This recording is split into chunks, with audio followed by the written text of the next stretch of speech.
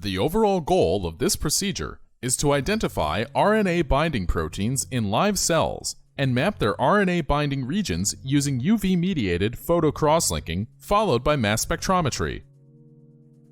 This method can help answer key questions in the field of epigenetics, such as which epigenetic regulators are bound to RNA and what protein regions are required for the interactions.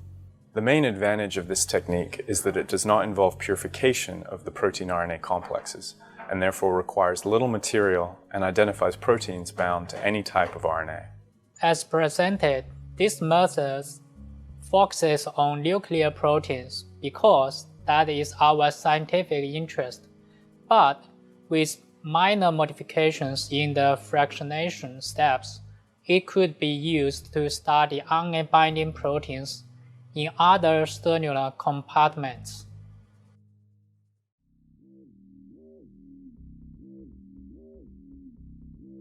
After culturing and expanding mouse ESCs according to the TEX protocol, expand the cells to the required number of 10 cm plates.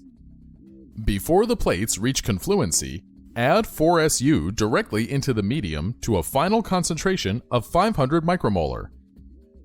Leave -4SU control dishes untreated.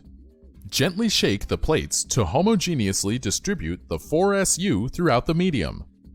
Then, return the plates to the same tissue culture incubator for 2 hours. The efficiency of 4SU incorporation varies across cell types, and therefore it might be necessary to optimize its concentration and incubation time to ensure efficient cross-linking and minimize toxicity. Next, transfer the plates to an ice bucket and discard the medium.